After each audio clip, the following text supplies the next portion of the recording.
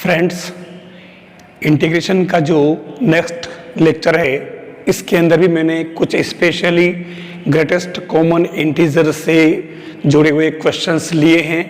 जो ये सारे क्वेश्चन सभी तरह के कॉम्पिटिटिव एग्जाम्स के अंदर आते हैं और काफ़ी इम्पोर्टेंट प्लेस अपना रखते हैं। मैंने एक क्वेश्चन लिया है इंटीग्रेशन ऑफ 0 to 1.5 x और फिर ब्रैकेट में एक्स स्क्वायर, यानी कि एक्स तो जनरल टर्म है लेकिन ये जो है ग्रेटेस्ट कॉमन इंटीजर माना जाता है। तो अब इसको सोल्व करने के लिए हमें ये ध्यान रखना है कि एक्स तो एज इट इज है, लेकिन एक्स स्क्वायर जो है ग्रेटेस्ट कॉमन इंटीजर फंक्शन को डिनोट करता है। तो हमें 0 से 1.5 जो लिमिट है उस लिमिट को ब्रेक करना पड़ेगा। और लिमिट ब्रेक करने के लिए ध्यान क्या रखना पड़ता है कि जो लिमिट आप इसमें पुट करेंगे तो वहां पर वापस इंटीजर नंबर आना चाहिए उसकी डेफिनेशन के हिसाब से। तो डेफिनेशन में तो अपने को पता है कि ग्रेटेस्ट कॉमन इंटीजर लिया जाता है, तो इसके अंदर मैंने इसको 0 से 1.5 को लिमिट को 0 से 1, फिर 1 से √2 और √2 से 1.5 ले लिया। देखिए आप 0 से 1.5 के अंदर मैंने 1 फिर √2 लिया है। अब क्योंकि यहाँ पर एक्स स्क्वायर है तो एक्स स्क्वायर की जगह ग्रेटेस्ट कॉमन इंटीजर में ये 0 लिमिट आएगी, तो ये इसकी जगह 0 बैठ जाएगा। फिर यहाँ पर इसकी जगह 1 बैठेगा। आप यहाँ 1 रिपोर्ट करें तो 1 ही आएगा और 1 एक इंटीजर नंबर है, ये यहाँ जाएगी। फिर √2 यहाँ पुट करेंगे इसकी जगह यहाँ पर, तो वो 2 आ जाएगा जो कि एक इंटीजर है। इस तरीके से हम इसमें इसकी जगह वैल्यू पुट करते हैं। वापस इस फंक्शन का यहाँ कोई काम नहीं, इस फंक्शन के बेस पे हमने लिमिट को ब्रेक करके, क्योंकि हमारा x जो है वो 0 से 1.5 के बीच में वेरीज कर रहा है और इसलिए हमने 0, 1 और √2 को इसकी जगह बिठाया। तो इस तरीके से ये 3 टर्म यानी 3 पार्ट में ये इंटीग्रेंड जो हमारा बना, बस इसकी वैल्यू तो 0 हो जाएगी। और इसको अगर सोल्व करें तो x².2, फिर यहाँ पर भी x².2 और ये लिमिट पुट की, और लिमिट पुट करते ही उसके बाद का कोई मुश्किल काम नहीं है, आप इजीली में इसको सोल्व कर सकते हो। 3.4 आ जाएगा। बहुत ही इंपॉर्टेंट क्वेश्चन है ये। एक क्वेश्चन मैंने ऐसा ही और लिया है, बिल्कुल अलग तरह का क्वेश्चन है। 0 to √3 f(x²) dx, यानी फंक्शन में डाल दिया इसको, और फंक्शन में इसने क्या कहा कि where f(x) be fractional part of x, where x belongs to r, यानी x कोई रियल नंबर है और उसका जो कोई फ्रैक्शनल पार्ट है हमारा f(x), और f(x) की जगह इसने क्या दे रखा है f(x²). यहाँ आपको ध्यान रखना पड़ेगा कि इसका रिप्रेजेंटेशन का तरीका है ये जो इस कर्ली ब्रैकेट के अंदर x²। फ्रैक्शनल पार्ट जब भी आए तो आपको इसको इस तरीके से लिखा जाएगा और इसकी वैल्यू होती है x² माइनस x² ब्रैकेट में, यानी कि ग्रेटेस्ट कॉमन इंटीजर। अब आपको ये इसकी वैल्यू ये बस ये याद रखनी पड़ेगी आपको, ये तो याद ही रखना पड़ेगा। अब इसके अंदर x² माइनस x² है, तो यहाँ x² को तो मैंने अलग कर दिया सेपरेट, इसमें कोई दिक्कत नहीं, और ये ग्रेटेस्ट कॉमन इंटीजर बन गया। फिर इसको अपन पुराने वाले मेथड से सोल्व करेंगे, ये एज इट इज, और x² 0 to √3। अब यहाँ पर भी हम 0 to √3 को हम ऐसे लिमिट को ऐसे फ्रैक्शन में डिवाइड करें कि जो इसका ग्रेटेस्ट कॉमन है इंटीजर हम इसकी जगह पुट करें तो हमारे इंटीजर मिले हमें। तो उस केस में मैंने √3 तक की जो ही इसकी लिमिट 0 से, तो 0 से 1, 1 से √2 और √2 से √3 कर दिया। अब इसके अंदर आप 0 पुट करें, यहाँ पर यह आ जाएगा। अब इसका कोई काम नहीं, इसकी जगह वैल्यू पुट कर दी 0 आपने। यहाँ x² की जगह आप 1 पुट करें और यह x² की जगह आप √2 पुट करें, और उसके बाद हमारे पास में ये एक जनरल इंटीग्रेशन मिल जाएगा। अब आप ये तो पूरा 0 हो जाएगा, इसका इंटीग्रेशन और इसका इंटीग्रेशन आपको आता है, बस आप इजीली में इसको सोल्व करें। इसका इंटीग्रेशन सोल्व करने के बाद ये आ जाएगा, क्योंकि कन्वर्ट करना ही इस पार्ट को अपने को इस जनरल इंटीग्रेशन में कन्वर्ट करना ही बड़ा काम है। तो हमें ये लिमिट को कैसे ब्रेक करना 0 से √3 को, ये हमें ध्यान रखना पड़ेगा। बस इस क्वेश्चन में ध्यान, इस तरह के क्वेश्चन में क्या ध्यान रखना कि एक्स स्क्वायर है, आप ऐसे पुट करें और इसकी वैल्यू, इसको फ्रैक्शनल पार्ट कहा जाता है और फ्रैक्शनल पार्ट को रिप्रेजेंट करने का तरीका ये रहेगा, ध्यान रखना। तो ये इस तरीके से आप इसको आगे सोल्व कर सकते हैं, सेम पैटर्न आ जाएगा और ये फाइनल हमारा सॉल्यूशन। इस पैटर्न को आप समझ लें तो ग्रेटेस्ट कॉमन इंटीजर का कोई भी क्वेश्चन है आप सोल्व कर सकते हैं। नेक्स्ट जो क्वेश्चन है ग्रेटेस्ट कॉमन इंटीजर का, वो है कोट एक्स। इसको हमने ग्रेटेस्ट कॉमन इंटीजर लेकर के सोल्व किया है। लिमिट दे रखी है 0 to पाई। अब यहाँ क्योंकि कोट एक्स का वैसे अपन इसको कोट एक्स को ट्रेस करके भी कर सकते हैं, लेकिन मैंने इसको प्रॉपर्टी नंबर P4 और P3 दोनों में से कोई भी एक यूज करें, उससे ये इजी हो रहा है। तो कोट एक्स को मैंने 0 to पाई इसको आइलेट कर लिया और यहां मैंने प्रॉपर्टी P4 यूज कर ली बाई P4 प्रॉपर्टी। तो उसके अंदर x की जगह अपर लिमिट -x हो जाता है, पाई -x लिखते हैं इसको।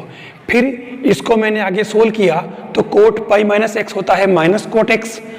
अब उस केस में यहाँ आगे इसको मैंने इक्वेशन नंबर 2 डाल दिया। अब फर्स्ट और सेकंड को मैं ऐड कर दूं, ऐड करूं तो दोनों में लिमिट सेम थी, इधर तो 2 ही आ गया और इधर लिमिट सेम थी 0 to पाई। तो मैंने दोनों फंक्शन को एक साथ लिख दिया, ये प्लस में है, ये माइनस में है dx। अब यहाँ आप थोड़ा सा जो ग्रेटेस्ट कॉमन इंटीजर का जो एक फॉर्मूला है, for every x belongs to z, greatest common integer of x और ये माइनस वाला, दोनों में जब x की वैल्यू 0 है, यानी 0 कब होगा, जब ये पॉजिटिव होगा, पॉजिटिव होगा तो वो इससे 1 से जस्ट पहले वाली जो ग्रेटेस्ट इंटीजर क्या हुआ, 0 हुआ, इसलिए इसकी वैल्यू 0 हो गई। लेकिन माइनस में क्या होगा, इसकी वैल्यू ग्रेटेस्ट कॉमन इंटीजर -1 होगा और इस वजह से इसकी वैल्यू 0 और इसकी वैल्यू -1 होगी, तो टोटल -1 हो जाएगा। सेम पैटर्न यहाँ कोट एक्स जो है वो 0 और माइनस कोट एक्स है वो -1 हो जाएगा। तो उस केस में टोटल इसकी वैल्यू हो जाएगी -1। बस ये इसमें कन्वर्ट कर लिया। अब तो आप इजी वे में इंटीग्रेशन कर सकते हो, उसका -पाई आ जाएगा, फिर ये 2i और इससे i फाइंड करोगे तो ये -पाई/2 आंसर आ जाएगा। इस तरीके से आप इसको ग्रेटेस्ट कॉमन इंटीजर के ट्रिग्नोमेट्री वाले क्वेश्चन को सोल्व कर सकते हो। एक क्वेश्चन और है ग्रेटेस्ट इंटीजर फंक्शन का, ये है 2 sin x dx और पाई टू 2 पाई। मैंने 2 sin x को सबसे पहला काम ये करना है कि 2 sin x को किस तरीके से हम इसको डायग्राम से रिप्रेजेंट करें। तो यहाँ मैंने साइन को पहले रिप्रेजेंट किया और उसके बाद पाई से 2 पाई है, तो हमारे पास जो ग्राफ का कर्व है ये इसके बीच का ये वाला काम आएगा, ये वाला पूरा, ये वाला जो पोर्शन है ये हमें इसके अंदर यूज करना है। अब इस ग्राफ के अंदर हमारे पास जो लिमिट है x belongs to pi to 2 pi, तो साइन की वैल्यू जो होती है वो -1 से 1 के बीच वेट करती है। तो मैंने -1 less than equal sine x ये लिखा और इससे क्योंकि 2 sin x था तो मैंने पूरे को 2 से मल्टीप्लाई कर दिया। तो अब इससे -2 से 2 के बीच में कौन कौन से इंटीजर आएंगे, तो -2, -1, 0, 1 और 2, ये आपको कर लेना है। अब मैंने इसको इसमें जो रिप्रेजेंट किया है, हमें ये ध्यान रखना है कि जो वैल्यूज आ रही है सारी वो, क्योंकि कर्व का पोर्शन नेगेटिव डायरेक्शन नीचे की तरफ है, तो हमारे इसके अंदर जो सारी वैल्यू आएगी वो माइनस वाली ही आएगी। हम इसको ट्रेस कर लें, सपोज ये यहाँ से यहाँ तक 1, फिर ये -2 और +2 और यहाँ -1 और -2, तो उस केस में यहाँ से पाई से 2 पाई को जो हम ब्रेक करते हैं लिमिट को, वो हो जाएगी, यहाँ पर अगर पाई है तो उस केस में यहाँ से पाई प्लस पाई/6 यानी कि 7π/6 ये हो जाएगा। ये क्यों लिखा? क्योंकि साइन x इक्वल टू आपके पास में -1 है, तो ये इसके अंदर जो 2 साइन x इक्वल टू क्या हो जाएगा? -1, तो साइन x इक्वल टू -12। और ऐसे केस में ये x की वैल्यू जो होगी वो पाई प्लस y/6 की होगी। और इसलिए मैंने इसको यहाँ से यहाँ तक ये इस ब्रेक में लिया। इसके बाद में अगला जो है वापस माइनस जो ये आएगा -2 लिया जाए अगर इसके इक्वल टू, तो साइन x इक्वल टू -1 बनेगा। ये देखिए आप 2 साइन x इक्वल टू -2, तो ये साइन x इक्वल टू -1, तो ये -1 कहाँ होगी? पाई प्लस π/2, तो ये हो जाएगा 3π/2। तो यहाँ पर यानी यहाँ से यहाँ तक आपके 1 है और ये यहाँ से मतलब -1, और ये यहाँ पे यहाँ से तक -2 है। तो उस केस में हमारा जो कर्व चल रहा है उसके बाद में अगला वापस 2π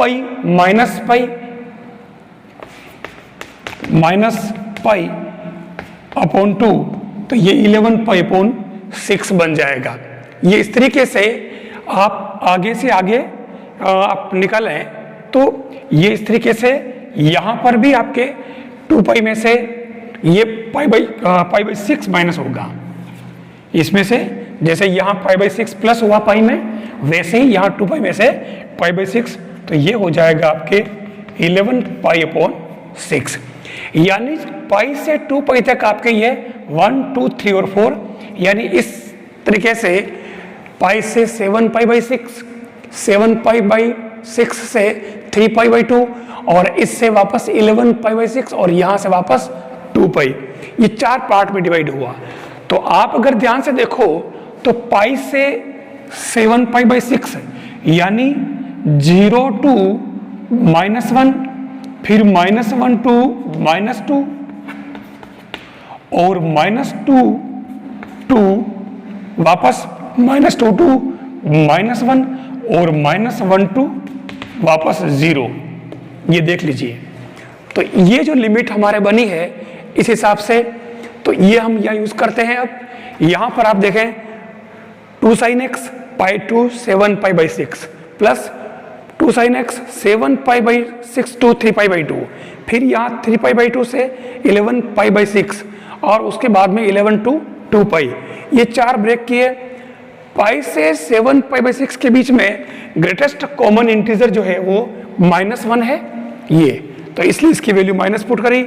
यहाँ पर आप देख लो, यहाँ से -1 से -2, तो ये -2 है ग्रेटेस्ट कॉमन इंटीजर, तो -2 लिखा।